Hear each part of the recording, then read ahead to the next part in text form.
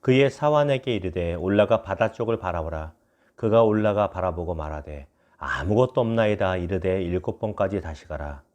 7번째에 이르러서는 그가 말하되 바다에서 사람의 손만한 작은 구름이 일어나나이다. 이르되 올라가 아합에게 말하기를 비에 막히지 아니하도록 마차를 갖추고 내려가소서 하라 하니라. 아멘. 오늘 말씀을 가지고 엘리야의 기도를 닮아가십시오 라는 주제와 제목으로 주의 마음을 같이 나누기를 원합니다. 주의 은혜가 충만한 오늘 하루, 이번 일주일 되기를 주님의 이름으로 축원합니다. 잘 될 것입니다. 주의 보호심이 넘칠 줄 믿습니다. 여러분, 성경에 보면 우리가 닮기 원하고 존경하는 위인들이, 믿음의 위인들이 참 많습니다. 누구를 좋아하십니까? 그런데 그들 중에서 구약을 대표하는 두 사람을 꼽자면 율법의 대표자인 모세를 꼽을 수 있고, 또 한 사람은 선지자의 대표격인 엘리야 선지자를 말하는 것을 보게 됩니다. 그런데 특별히 이 두 사람 중에서 하나님께서는 엘리야 선지자의 기도를 통해서 당신의 위대하심과 영광을 크게 나타내셨습니다. 그런데 성경은 엘리야를 통한 기적에 대해서 어떻게 말하는 줄 아세요? 야고보서 5장 17절에 이렇게 말합니다. 엘리야는 우리와 성정이 같은 사람이로되 그가 비가 오지 않기를 간절히 기도한즉 3년 6개월 동안 땅에 비가 오지 아니하고. 무슨 뜻입니까? 엘리야가 우리와 크게 다를 바가 없는 똑같은 사람이었다는 것입니다. 그런데 왜 우리와 엘리야 사이에 이렇게 엄청난 차이가 나타날까요? 왜 그는 하나님의 능력이 계속 크게 나타났고 우리는 그러지 않을까요? 그 차이가 무엇인가? 바로 기도의 차이에 있다는 것입니다. 사랑하는 여러분, 엘리야 선지자의 기도를 배워가기를, 닮아가기를 주님의 이름으로 축원합니다. 그의 기도가 능력이 있었다면, 엄밀히 말해서 그의 기도를 통해서 하나님의 큰 능력이 나타났다면 우리도 그 기도를 배워야 되지 않겠느냐라는 것입니다. 자, 오늘 본문의 말씀 배경이 이렇습니다. 우리가 잘 아는 그 유명한 갈멜산에서의 대승리 직후가 오늘 본문의 배경입니다.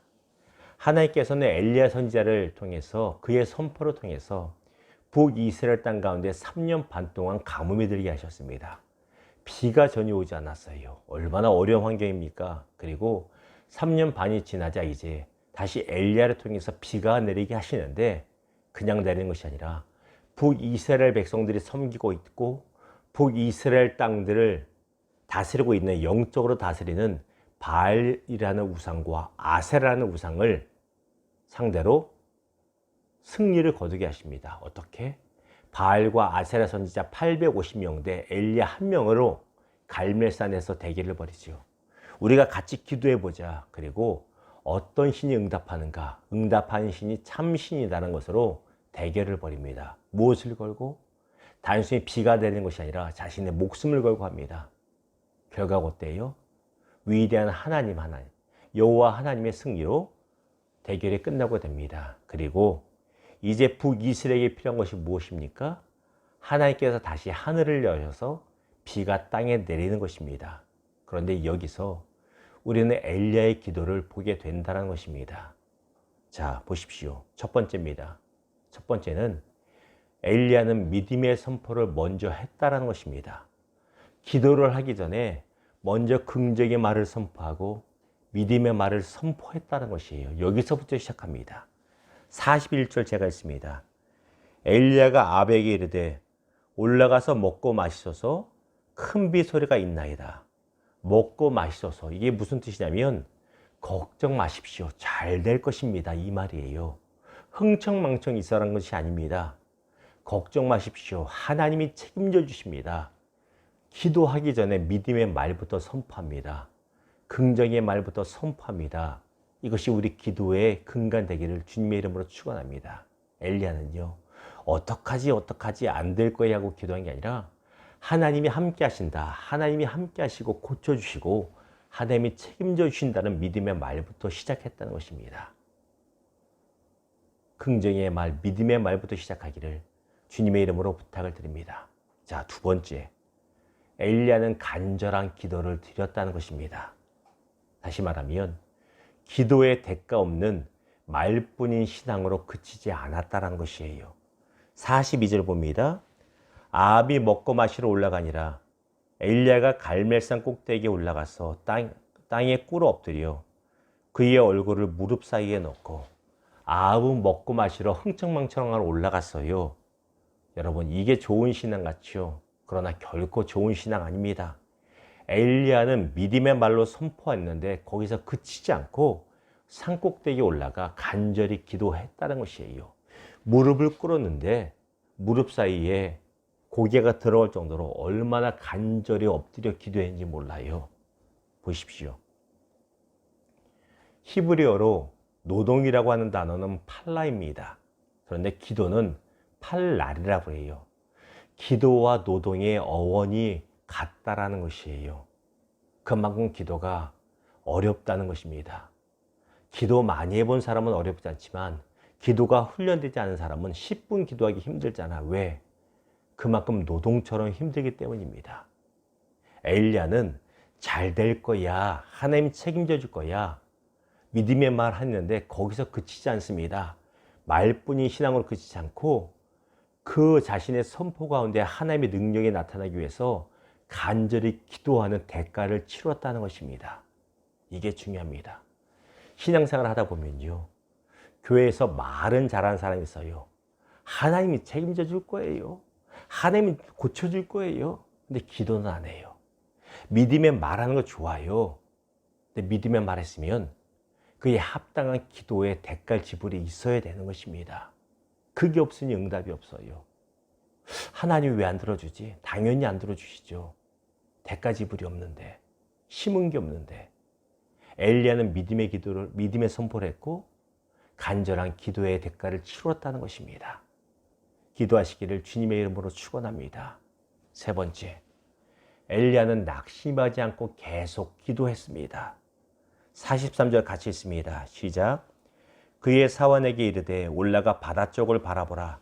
그가 올라가 바라보고 말하되 아무것도 없나이다. 이르되 7번까지 다시 가라. 기도를 하던 엘리야는 자신의 종에게 묻습니다. 비 올 징조가 보이냐? 바다 쪽에 먹구름 막 모이고 생기느냐 물어봅니다. 그런데 사원이 말해요. 아무것도 없는데요? 또 반복해서 기도하고 또 반복해서 물어봅니다. 대답은 똑같습니다. 아무것도 없는데요? 이 일이 반복되면 어떨까요? 낙심이 되고 기도하기 싫다, 하나님이 실망이다 그러고 싶을 때가 있잖아요.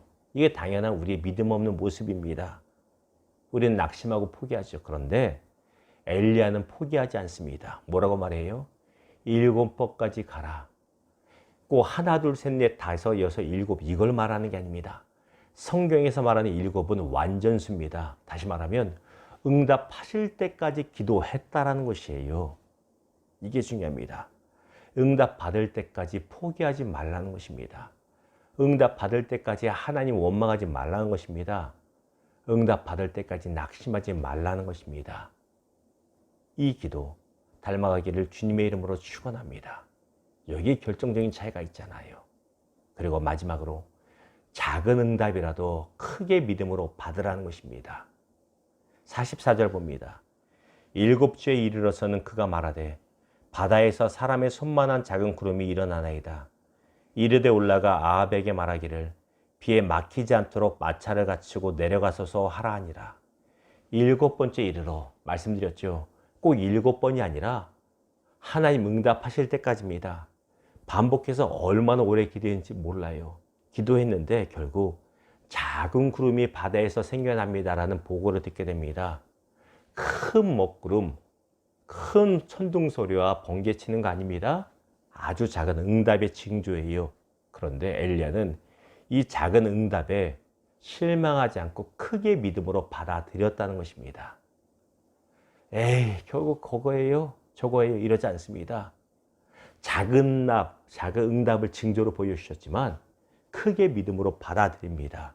이게 중요합니다. 그리고 엘리야가 어떻게 해요? 아합 왕에게 종을 보내서 이렇게 말하죠. 이제 큰 비가 내릴 것인데 진흙탕이 되어 마차가 막히지 않도록 빨리 내려가십시오. 비가 내려서 말한 거 아닙니다. 작은 구름 하나 생겼지만 하나님이 함께 하신다. 응답하셨다. 작은 응답에 크게 믿음으로 반응했다는 것입니다. 이 믿음이 우리의 믿음, 이 기도가 우리의 기도 되기를 주님의 이름으로 축원합니다. 말씀을 맺겠습니다. 자, 예를 들어 봅니다. 두 사람이 있어요. 두 사람이 마음을 먹고 3일 작정하고 기도원에 올라갑니다. 그런데 한 사람은 올라간 지 한두 시간 만에 응답 받았네, 하나님이 내 마음 다 아셔가지고 싱글벙글 내려옵니다. 반면에 다른 사람은 3일 내내 그 자리를 지키며 금식하며 간절히 매달립니다. 여러분, 여러분이 하나님이라면 어떤 사람의 기도에 응답하시겠어요? 저나 여러분처럼 하나님도 누구의 기도에 응답하시겠어요? 당연히 3일 내내 간절히 금식하며 기도한 사람의 기도에 더 응답하실 것입니다. 반면에 1시간 만에 웃으며 내려온 사람은 이렇게 불평할 거예요. 아니, 하나님이 왜 내 기도에 응답 안 하시는 거야? 믿음의 선포로 1시간 만에 하나님이 내 마음 아셔하는 것도 중요합니다. 근데 그건 시작점이에요. 말씀드린 바와 같이 믿음의 선포했으면 믿음의 선포 가운데 하나님이 책임져 주기를 간절히 기도하는 대가 지불이 필요하다는 것입니다. 믿음의 선포만 하고 기도 없는 사람이 얼마나 많은지 모릅니다. 보세요. 갈라디아서 6장 7절에 말하죠. 스스로 속이지 말라. 하나님은 업신여김을 받지 아니하시나니 사람이 무엇으로 힘든지 그대로 거두리라. 스스로 속이지 말래요. 우리 마음을 속여요. 기도도 하나 안 해놓고 하나님이 들어주실 거야. 스스로 속이는 거예요. 그런데 성경에 말하죠. 사람이 무엇으로 힘든지 기도 심은 만큼 하나님의 역사가 나타나는 겁니다. 생전 기도 안 심어놓고 기도의 씨를 안 심었는데 뭐가 열립니까? 여기에 엘리야와 우리의 차이가 있다는 것입니다. 여러분, 우리의 행위를 강조하는 것이 아닙니다. 다만 우리의 기도 생활은 말로 그치는 허황된 기도 생활이 되면 안 된다는 것입니다.